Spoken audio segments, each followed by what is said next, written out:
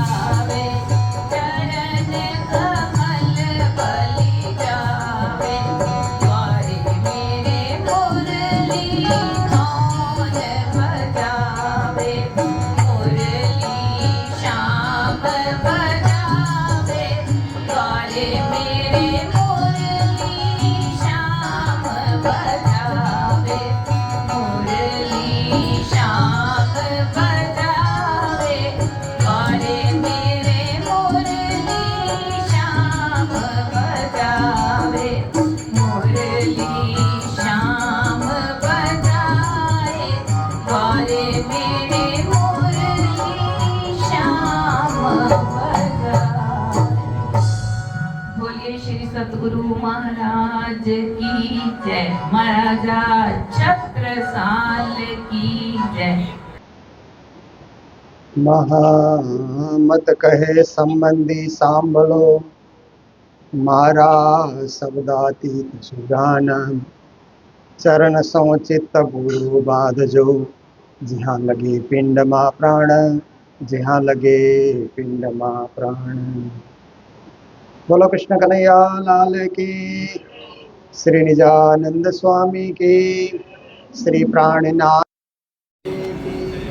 महारानी भाईराज के, महाराजा छत्रसाल की, बाबा दयाराम साहेब की, परमहंस चरणदास साहेब की, परमहंस राम रतन दास महाराज की, गुरुजी मंगलदास महाराज की, श्री कृष्ण प्रणामी धर्म की, तीनों पुरी धाम की, सर्व सुंदर साथ की, लाडलिया लाहुत की प्रणाम।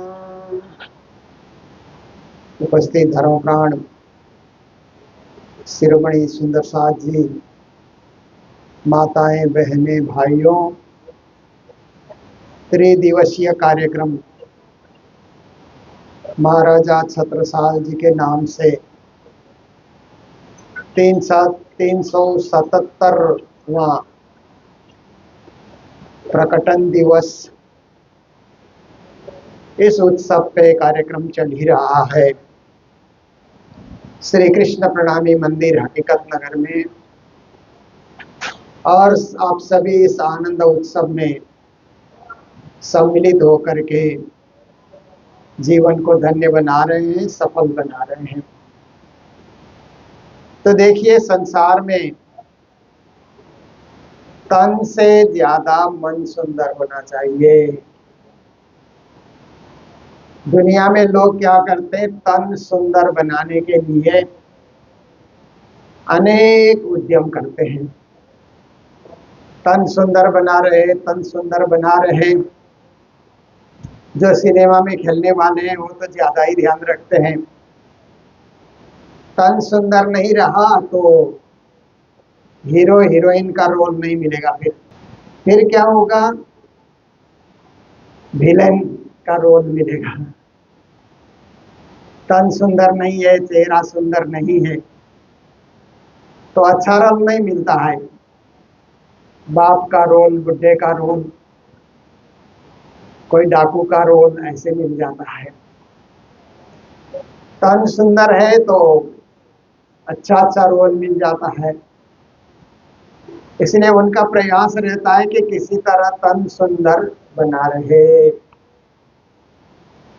पर हमारे धर्म शास्त्र कहते हैं, हमारे नीति शास्त्र कहते हैं, तन से मन को सुंदर बनाओ। तन तो हमेशा सुंदर नहीं रहेगा। हम लोग छोटे बालक थे तो तन बड़ा सुंदर था, सब लोग गोद में उठाते थे, प्यार करते थे। किशोर बने तब भी तन सुंदर ही था, जवान बने तब तक भी तन सुंदर ही रहा। पर जब प्रौढ़ अवस्था की ओर हम लोग चले, फिर तन की सुंदरता धीरे धीरे गायब होने लग जाती है। तो इस तन की सुंदरता को कब तक खींचे रखेंगे, कब तक बनाए रखेंगे? इससे अच्छा है मन को सुंदर बनाए तो मन हमेशा सुंदर ही रहेगा। बचपन से मन को सुंदर बनाया तो जवानी में भी सुंदर रहेगा, प्रौढ़ अवस्था में भी सुंदर रहेगा, वृद्ध अवस्था में भी सुंदर रहेगा। वृद्ध अवस्था के बाद और एक अवस्था आती है ना, जरा अवस्था कहते हैं, एकदम प्राण निकलने की अवस्था। तब भी मन को सुंदर हमने बनाया है। तो सुंदर मन को लेकर के राज्य के पास जाएंगे। इसलिए हमारा ध्यान तन की ओर कम। तन भी सुंदर साफ सुथरा तो होना ही चाहिए, तन भी, पर मन पवित्र हो, मन सुंदर हो, मन स्वच्छ हो, मन में किसी के प्रति कोई दुर्भावना न हो, द्वेष न हो, क्लेश न हो, इसका हमें विशेष ध्यान रखना है। फिर दूसरी बात, बोली से विचार सुंदर होना चाहिए। जो हम लोग बोली बोलते हैं ना, वो तो सुंदर बनाने के लिए हम कोशिश करते हैं कि मीठी बोली बोले, लोगों की चापलूसी करें, हंसते हुए बोले, मुस्कुराते हुए बोले, लोगों के ऊपर प्रभाव डालें। पर ज्ञानी जन कहते हैं, सत्शास्त्र कहते हैं, बोली से विचार को सुंदर बनाओ। क्योंकि बोली तो थोड़ी देर आप सुंदर बनाते हैं, विचार को सुंदर बनाएंगे ना तो आप हमेशा सुंदर सुंदर विचार प्रकट करते रहेंगे अपने मन में। आपके मन में इतने अच्छे अच्छे विचार आएंगे, पॉजिटिव थिंकिंग कहते हैं ना, सकारात्मक सोच। विचार को सुंदर बनाने से असुंदर विचार आएंगे ही नहीं, अच्छे अच्छे विचार, शुभ कर्म के विचार। जैसे छत्रसाल जयंती आए तो बढ़िया से बढ़िया हम कैसे मना सकते हैं? सुंदर विचार आने से ही तो सुंदर मंच सजता है, सुंदर व्यवस्था होती है। सुंदर विचार आने से ही फिर भंडारे कैसे हम अच्छा से अच्छा बना सकते हैं, सब सुंदर स्वाद को कैसे खिला सकते हैं, कोई भी खाली न जाए, भूखा न जाए, ये सुंदर विचार से ही होता है। सुंदर बोली बोलने से नहीं होगा, विचार भी सुंदर होगा तो ही अच्छा काम होता है। फिर आगे कहते हैं कि सुंदर वस्त्र से सुंदर व्यवहार होना अच्छा है। बहुत सारे लोग बाजार में निकलते हैं तो सुंदर वस्त्र पहन करके निकलते हैं। वो सोचते हैं कि वस्त्र सुंदर पहन करके निकलेंगे तो लोग प्रभावित होंगे हमारे वस्त्रों को देख करके। अच्छे अच्छे वस्त्र, और उसमें भी बढ़िया से आयरन करके, चमकदार बना करके। मैंने देखा कि कई कई कथाकार भी, जैसे राज्य के वस्त्र बनते हैं ना जरी के साथ, ऐसे ही कथाकार भी जरी के साथ वस्त्र बना करके कोई भागवत सुना रहा है, कोई रामायण सुना रहा है, कोई और कथाएं सुना रहा है। तो उस समय लगता है कि वस्त्र का प्रभाव ऑडियंस पे, जो श्रोतागण है ना, उन पे वस्त्र का प्रभाव पड़े, ये सोच लेकर के भी कई कई लोग चलते हैं। आप देखिए कि कहीं भी मंच का कार्यक्रम होता है, सामाजिक मंच हो या धार्मिक मंच हो, वहां भी कई कई मंच चलाने वाले भी सुंदर वस्त्र पहन करके आते हैं कि उनके पर सबका ध्यान केंद्रित हो जाए। पर ज्ञानी जन कहते हैं सुंदर वस्त्र का प्रभाव थोड़ी देर का होता है, पर सुंदर व्यवहार का प्रभाव जीवन भर होता है। किसी ने सुंदर व्यवहार किया, आपके साथ अच्छा व्यवहार किया, सुमधुर व्यवहार किया, तो जीवन भर आप नहीं भूलते हैं। कौन कैसा वस्त्र पहन करके आया थोड़ी देर में आप भूल जाएंगे। आज कौन सुंदर वस्त्र पहन करके आया है कल हमको याद भी नहीं रहेगा, पर आज किसी ने हमारे साथ सुंदर व्यवहार किया है तो उसकी यादगिरी जीवन भर बनी रहती है। इसलिए हमें विशेष ध्यान देना है, तन से मन सुंदर, वचन से विचार सुंदर, वस्त्र से व्यवहार सुंदर हो, तो सच्चे अर्थ में हम सुंदर साथ कहलाएंगे। क्योंकि हम अंदर से सुंदर बने हुए हैं, बाहर से मात्र नहीं है, हम दिल से सुंदर बने हुए हैं। तो देखिए, वाणी चर्चा तो नित्य निरंतर चल ही रही है। 4 साल से ऑनलाइन चर्चा में हम लोग संयुक्त हैं और बहुत सारे ग्रंथों का सार आप सुन चुके हैं। हर चौपाई की व्याख्या करते हुए आप सबके बीच प्रस्तुत होने का प्रयास मैंने भी किया है। तो आज किरंतन 71वां प्रकरण प्रारंभ हो रहा है। किरंतन आखर के राग आसावरी। श्री प्राणनाथ जी महाराज इस किरंतन को आखर के किरंतन कहते हैं। धाम जाने के पूर्व जो किरंतन उतरे उनको आखर के किरंतन कहा जाता है। कहीं खोज के किरंतन आते हैं, वेदांत के किरंतन आते हैं, पुराने किरंतन आते हैं, विरह के किरंतन आते हैं। तो यहाँ आखर के किरंतन धाम जाने के पूर्व श्री जी के मुखार बिंद से जो जो प्रकरण उतरे उनको उन्होंने आखिर के किरंतन कहा है। और इसको गाने के लिए राग भी श्री जी महाराज ने खुद ही दिया है। आसावरी राग में इसको उस समय सजाया गया, गाने के लिए तैयार किया गया। तो ऐसे रागों से भरा हुआ, अनुराग से भरा हुआ, प्रेम से भरा हुआ, भक्ति से भरा हुआ ये प्रकरण प्रारंभ हो रहा है। तो श्री जी महाराज कहते लाड़लिया लाहुत की जाकी असल चौथे आसमान। कहते हैं लाड़लिया किसको कहा जाता है? जो अत्यंत प्यारी प्रिय जो है उसको लाड़ली, लाड़ प्यार कहते हैं ना, स्नेह स्नेह सिकता जो पात्र है उसको लाड़ली कहा जाता है। आप वृंदावन धाम जाइए तो राधा जी को लाडली कहा जाता है, किशोरी भी कहा जाता है।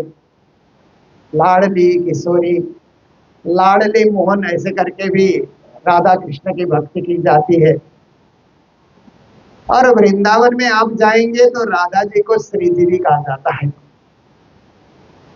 श्री राधे का एक नाम है श्री जी और दूसरा नाम है लाडली। अनेक नाम है राधा जी के। तो प्राणनाथ जी ने इन दोनों शब्दों को अपनी वाणी में सजाया है। एक श्री जी शब्द भी उन्होंने सजाया, श्री श्री जी ने तरण बसाए जसिया हम जी गाय। और प्राणनाथ जी को हम श्री जी कहते हैं। श्री भी है, जी भी है, शोभा से युक्त है और आदरणीय है, इसलिए श्री जी उनको कहा जाता है। ऐसे प्राणनाथ जी महाराज को स्वामी प्राणनाथ जी महाराज भी कहा जाता है। और जो स्वामी शब्द है ये वैष्णव परंपरा में नहीं है, श्री जी शब्द वैष्णव परंपरा में है, स्वामी शब्द संन्यास परंपरा में है। तो प्राणनाथ जी महाराज धर्म प्रचार यात्रा में वैष्णवों से भी मिले वृंदावन में आकर के, और हरिद्वार में जाकर के सन्यासियों से भी मिले। तो प्राणनाथ जी महाराज को श्री जी शब्द और स्वामी जी शब्द दोनों से संबोधन किया जाने लगा। पर और एक संबंध है, संबोधन है उनके लिए महामती। ये महामती शब्द भी भागवत में कई बार आया है। भागवत में सौनक जी को भी महामती कहा है, वसुदेव जी को भी महामती कहा है, ध्रुव को भी महामती कहा है, विदुर को भी महामती कहा है, सुत जी को भी महामती करके कहा है। तो आप देखिए कि कई सारे लोगों को भागवत में महामती कहा और प्राणनाथ जी को महामती शब्द भी भा गया। इसलिए उन्होंने भी अपनी वाणी में महामती शब्द सजाया। कहे श्री महामती सुनोरी साथ जी, यहाँ विलंब की धानी नहीं वार। तो जहां भी आप देखिए महामती कहे सुनो साथ, महामती कहे संबंधी सांभलो, हर चौपाई के अंत में महामती की छाप उन्होंने रखी है। तो ऐसे महामती प्राणनाथ जी लाडली शब्द का प्रयोग कर रहे हैं, जो राधा जी के लिए प्रयोग होता आता हुआ था। परम धाम की ब्रह्म सृष्टियों के लिए भी वही शब्द प्रयोग कर रहे हैं, क्योंकि राधा जी भी ब्रह्म सृष्टि ही है। ब्रह्म सृष्टि के जमात में अग्रगण्य जो सखी है उन्हीं को राधा कहा जाता है। और राधा का अर्थ क्या होता है? कृष्णेन आराधितो इति राधा, ऐसा करके अर्थ किया जाता है। कृष्ण जिनके आराधना करते हैं उनको राधा कहा जाता है। तो देखिए राधा कृष्ण की आराधना करती है, कृष्ण राधा की आराधना करते हैं। जैसे श्री राज्य श्यामा जी की आराधना करते, श्यामा जी श्री राज्य की आराधना करती है। श्री राज्य श्यामा जी को आदर देते हैं, श्यामा जी श्री राज्य को आदर देती है। तो इसलिए क्या हुआ कि आदर जो है आदान प्रदान का रूप में उपस्थित हुआ।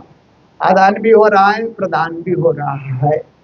तो आप देखिए कि ऐसी जो परम धाम के प्रिय सखियां हैं, प्यारी सखियां हैं, जैसे आप राधा जी के लिए आप सुनते हैं कि वाणी में एक चौपाई आती है, क्योंकि हमारे कुछ कुछ प्रचारक कहते हैं कि राधा जी का नाम केवल गोलोक धाम तक ही, ऐसा करके भी कुछ लोग प्रचारक बताते हैं। पर मैं वाणी की चौपाई से ही प्रमाणित करता हूँ कि राधा जी का नाम दिव्य परम धाम में भी है। क्योंकि मागा किया राधा बाई ब्याहे नहीं प्राणनाथ मूल सनमंद एक अंग बिलसत बल्लभसात। श्री जी ने कहा कि ब्रज भूमि में कृष्ण और राधा की मगनी हो गई, एंगेजमेंट कहते हैं ना आज की भाषा में।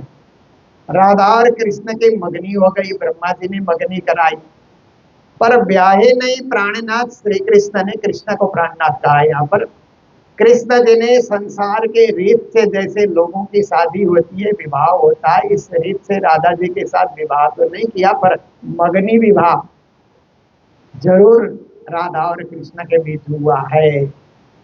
तो प्राणनाथ जी कहते हैं मूल सनमंद एक ही अंग। राधा और कृष्ण का मूल जो संबंध है, मूल संबंध जानी मारा बालो अखंड सुकड़ा मागो। मूल संबंध मतलब मूल मिलावे का संबंध, सबसे ऊपर का संबंध मूल मिलावे का संबंध हुआ ना, उसी को तो मूल कहा जाता है। तो मूल संबंध में राधा और कृष्ण, राज और श्यामा एक ही है। विलसत बल्लभ साथ, राधा जी हमेशा अपने बल्लभ के साथ विलास करती है। तो बल्लभ कौन है? विनती एक जो बल्लभा मोंगना की अभिधार, श्री राज्य को ही बल्लभ कहा है। इसलिए बल्लभ के साथ जो प्रियतमा जुड़ी हुई है उन्हीं को राधा कहा जाता है।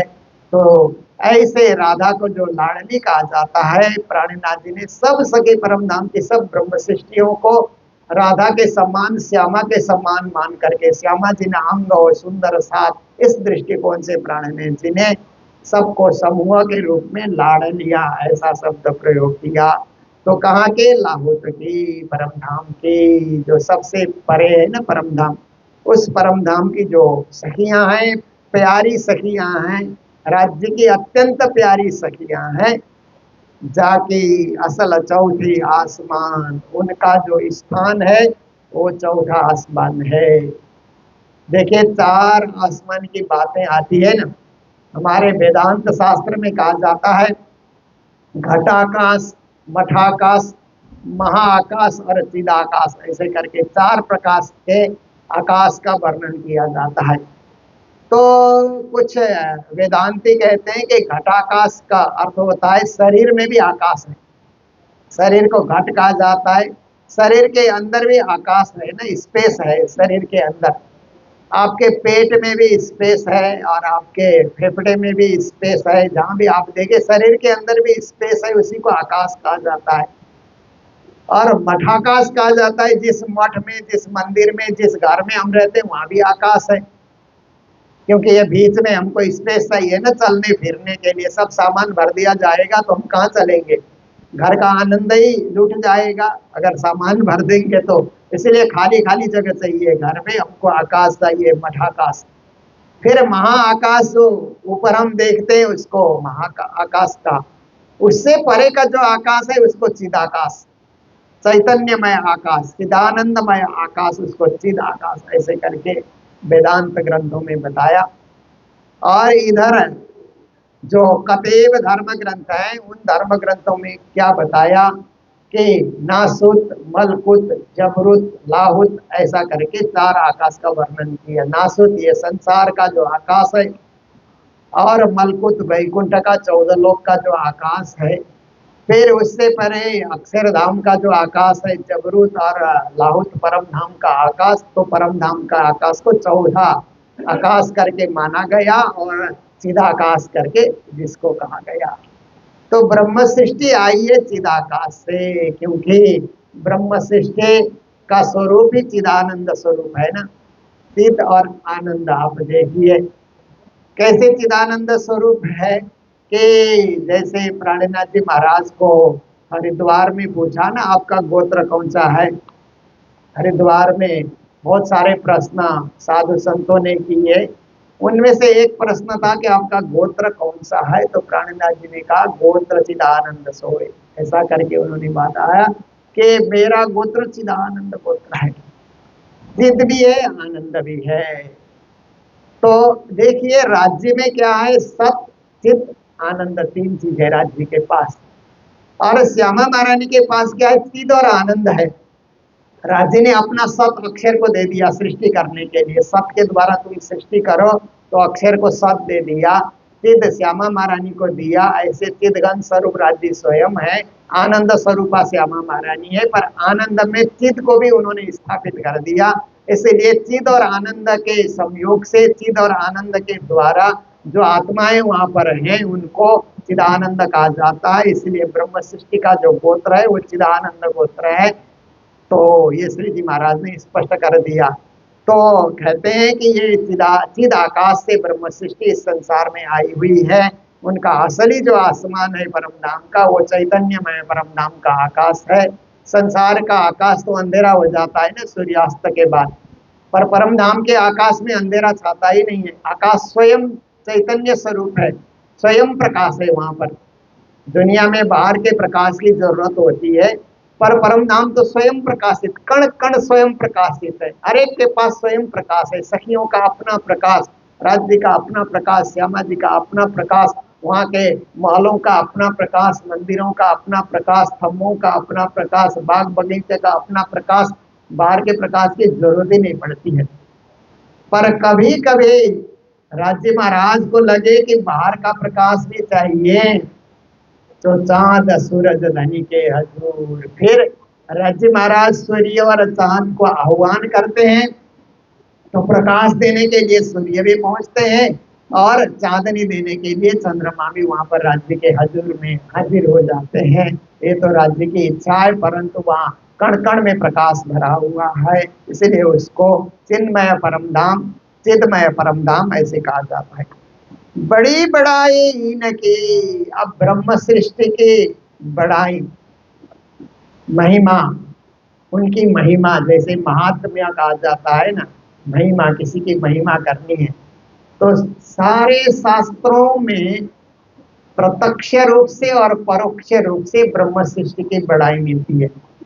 कैसे बड़ाई मिलती है कि आप देखिए श्रीमद् भागवत आप पढ़ेंगे तो विषय, मुमुक्षु और मुक्त, ऐसे करके तीन प्रकार के जीवों की चर्चा आती है। एक विषयी जीव है, संसार में निमग्न रहते हैं। एक मुमुक्षु जीव है जो मोक्ष की अभिलाषा लेकर के चल रहे हैं, और एक मुक्त जीव है कि संसार का खेल देख रहे हैं, परंतु संसार की ओर उनका कोई आकर्षण है नहीं, पर देख रहे हैं, देखते हुए परिभ्रमण कर रहे हैं। जैसे एक वो गीत में आप लोग सुनते हैं ना, दुनिया में हूँ दुनिया का तलबगार नहीं हूँ, बाजार से गुजरा हूँ खरीदार नहीं हूँ। देखिए मुक्त अवस्था है। वो गीत बनाने वाले ने कितनी सोच रख करके गीत बनाया और गाने वाले ने कितना सोचा होगा, परंतु हमारे लिए तो बहुत उत्तम बात है कि दुनिया में है और दुनिया का वो कोई तलबगार नहीं है कि मुझे दुनिया चाहिए, दुनिया चाहिए, ऐसी कोई उसको जरूरत नहीं। और बाजार से ही गुजर रहा है परंतु खरीदार नहीं है, देखता है सारे बाजार को, घूमता है। आजकल लोग बड़े बड़े मॉल में जाते हैं ना, तो मैं यही गीत समझता हूँ कि लोग कितने उस मॉल को देखने जाते हैं, खरीदार कम होते हैं। ऐसे घूम करके वहाँ पूरा एसी होता है मॉल में, तो घूमने में भी आनंद आता है। कुछ कुछ लोग तो घूमने के लिए वहीं चले जाते हैं, चलो मॉर्निंग वॉक भी हो जाए, कुछ खरीदना नहीं है, मॉल में घूम करके आते हैं। तो घूम रहे परंतु खरीदार नहीं है वो। दुकानदार देखते रहेंगे कि शायद ये खरीदार होंगे, खरीदते ही नहीं है। तो ये तो एक दुनिया का उदाहरण है, परंतु ब्रह्म सृष्टि मुक्त जो है, भागवत में जिनको मुक्त कहा, वो भी दुनिया में बहुत खरीदारी नहीं करते, उनको जरूरत ही नहीं लगती है।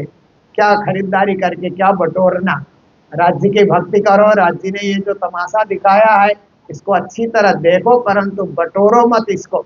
संग्रह करोगे तो फंस जाओगे। इसलिए निसंग भाव से इसको देखते रहो। तो इसी प्रकार से आप गीता जी पढ़ते हैं तो स्थित प्रज्ञा एक जगह तो तमोगुणी, रजोगुणी, सतोगुणी सृष्टि के रूप में भी, त्रिगुण सृष्टि के रूप में भी गीता में 3 प्रकार की सृष्टि की बात बताई गई है। पर दूसरे अध्याय में एक बहुत ही सुंदर शब्द ब्रह्म सृष्टि के लिए आया है, स्थित प्रज्ञा। स्थित प्रज्ञा मतलब अपनी प्रज्ञा को स्थित करके, स्थिर करके रखना, अपनी बुद्धि को डामाडोल होने नहीं देना, इधर उधर भटकने नहीं देना, बुद्धि को एकदम कामयाब बना करके, स्थिर बना करके रखना, राज्य के तरफ स्थिर बनाना, उसी को स्थित प्रज्ञा कहा जाता है। तो कई श्लोकों में कृष्ण ने स्थित प्रज्ञा की परिभाषा दूसरे अध्याय गीता में की है, वो भी ब्रह्म सृष्टि के लिए है। और बाइबल में चूजन पीपल करके कहा, वो भी ब्रह्म सृष्टि के लिए ही है कि परमात्मा जिसको चूज करते हैं, परमात्मा जिसको पसंद करते हैं, इसके लिए। और कतेब धर्म ग्रंथों में मोमिन करके कहा, खासल खास करके, आम खास खासल खास करके भी कहा, मोमिन करके भी कहा। तो ये सब क्या है कि उत्तम उत्तम जो शब्द है दुनिया के अंतर्गत, उन शब्दों को अगर विचार किया जाए तो कहीं न कहीं ब्रह्म सृष्टि की ही महिमा गाई गई है, ब्रह्म सृष्टि की परिभाषा की गई है, बड़ी बढ़ाई इनकी। हर एक धर्म शास्त्रों में ब्रह्म सृष्टि की बढ़ाई की गई है। इसलिए पहले दधी जमाए पीछे दूहे गाय, बच्ची बछिया उनके पेट में रहे माखन हाट बिकाए। एक दोहा है ना, कि इस दोहा में कहा, ये वक्रोक्ति है इस दोहा में, तो बहुत सारे लोग समझते नहीं है, परंतु कहने का तात्पर्य कुछ है, कहा कुछ जा रहा है। कहा ऐसे जा रहा है कि पहले दधी जमाए, पहले दधी जमाते हैं फिर गाय धोने के लिए निकलते हैं। ऐसा कभी होता है? गाय धोते हैं, दूध निकालते हैं, दूध गर्म करते हैं, तभी तो दही जमाते हैं, सामान्य हिसाब से देखा जाए। पर कभी कहता है कि पहले दही जमा करके गाय धोने के लिए वो निकल गए। फिर कहते हैं बछिया उनके पेट में रहे, जिस बछिया को या जिस बछड़े को अभी जन्म लेना है वो तो गाय के पेट में ही है, तो किस लिए गाय धोना? क्योंकि बछड़ा जब तक जन्म नहीं लेता है तो गाय के थन में दूध होते ही नहीं है, कहाँ से दूध निकाले। पर आप देखिए कि कुछ इसमें कुछ बातें कुछ ऐसी कही गई है कि फिर अंत में कहते हैं माखन हाट बिकाए। अब बछड़े का जन्म नहीं हुआ, गाय ने दूध ही नहीं दिया है, कहाँ से दही जमाया, कहाँ से मक्खन निकाला, और हाट हाट में मक्खन बेचने भी लग गए। तो ये सुन करके कभी कभी आश्चर्य होता है कि ऐसे कैसे हो सकता है। तो हमारे गुरुजन जब गुरुजी मंगलदास जी महाराज हम लोगों को तालीम देते थे तो उन्होंने इसका बड़ा अच्छा हम लोगों को जो है विस्तृत वर्णन करके समझाया था कि पहले दधी जमाए, इसका मतलब है कि पहले ब्रह्म सृष्टि मूल मिला में दही जमने की भांति मिल करके वहां पर मूल मिला में ब्रह्म सृष्टि बैठी। पीछे दूही गाय, फिर ब्रह्म सृष्टि का संसार में आगमन बाद में हुआ, पहले तो मूल मिला में बैठी ना खेल देखने के लिए। फिर राज्य ने कहा कि जाओ खेल देखो, मेरा आदेश है। तो संसार में उनका अवतरण हुआ। बछिया उनके पेट में रहे, ब्रह्म सृष्टि संसार में आई तो परम धाम का शरीर लेकर के नहीं आई, केवल सुरता रूप में आई। तो उनका पर आत्म जो शरीर है ना वो पेट ही में है, वो मूल मिला में ही है। जब हम लौट करके जागेंगे तो उसी पर आत्म शरीर में हम लोग जागेंगे, जो शरीर को हम छोड़ करके आए हैं। सुरता रूप में आए और पंच भौतिक शरीर संसार में धारण किया। किसी ने पुरुष का, किसी ने स्त्री का, ये पंच भौतिक शरीर है, पर असली शरीर तो वो पेट में ही है, मूल मिला में बैठा हुआ है। और माखन हाट भी कहा, इसका मतलब है कि ब्रह्म सृष्टि की महिमा हाट हाट में, बाजार बाजार में, धर्म शास्त्रों में, संतों की वाणी में, अनेक शिक्षाओं में, उपदेश में, महान आत्माओं की, महान सृष्टि की महिमा सब जगह लिखी गई पहले से ही। पहले ब्रह्म सृष्टि आने से पहले, ब्रह्म सृष्टि तो 5000 साल पहले सबसे पहले उतरी ना ब्रज भूमि में, पर उनकी महिमा तो शास्त्रों में उससे भी पहले, शास्त्र उससे भी पहले लिखे गए, उन सब शास्त्रों में, वेद उससे पहले लिखे गए, वेदों में और धर्म शास्त्रों में उससे पहले उनकी महिमा लिखी गई है। तो बड़ी बड़ाई इनकी, श्री जी महाराज कहते हैं इनकी बड़ी बड़ाई पहले से ही हो रही है। कैसी महान आत्मा है कि अभाविनो भविष्यन्ति मुनयो ब्रह्म रूपिणा उत्पन्नाय कृत योगे प्रधान पुरुषाश्रय तथा योगे न तान् सर्वान् पूजयिष्यन्ति मानवा। भविष्य पुराण, भविष्योत्तर पुराण, हरिवंश पुराण इत्यादि पुराणों में ऐसा लिखा है कि आज तक जो नहीं आए संसार में ऐसी सृष्टि आ रही है, महान सृष्टि। और वो महान सृष्टि प्रधान पुरुषाश्रय पूर्ण पुरुष परब्रह्म परमात्मा के चरणों में रहने वाली महान सृष्टि है।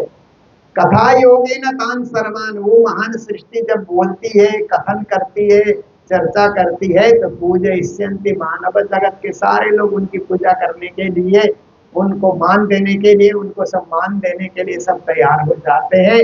ऐसी महान ब्रह्म सृष्टि प्रकट होने वाली है। तो उस समय जन्मेजय सुन रहे थे, व्यास जी बता रहे थे, तो जन्मेजय ने वेद व्यास को प्रश्न किया कि अरे व्यास जी, नारद जी से लेकर के आप पर्यंत तो 88,000 ऋषि महर्षि हो गए आप लोग, तो आप लोग ब्रह्म रूप नहीं थे क्या? तो उस समय कहते हैं कि नहीं, ब्रह्म रूप के त्यागी रहे, तपस्वी रहे, पर ब्रह्म मुनि तो कलियुग में प्रकट होने वाली है। तो इस प्रकार से अनेक धर्म शास्त्रों में बड़ी बड़ाई इनकी ब्रह्म सृष्टि की बड़ी बड़ाई की गई।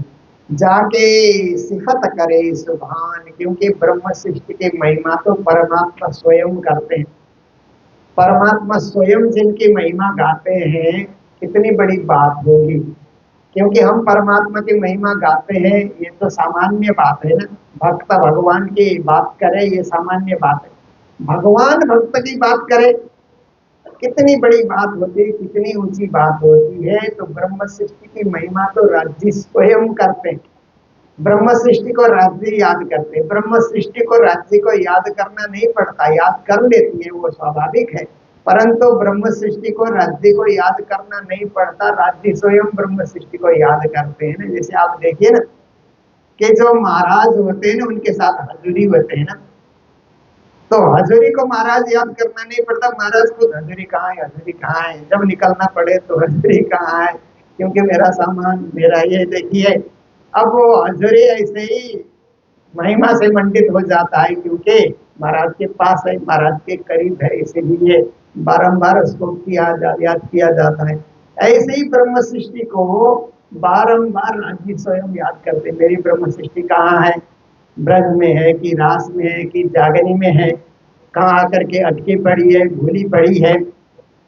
एक बार की बात मैं आपको सुनाता हूँ कि राम दरबार लगा हुआ था और उस दरबार में बहुत सारे लोग वहां पर आए हुए थे। तो वहां पर एक बही खाता भी वहां पर रखी गई थी। तो उस बही खाता में सब राम भक्तों का नाम लिखा हुआ था।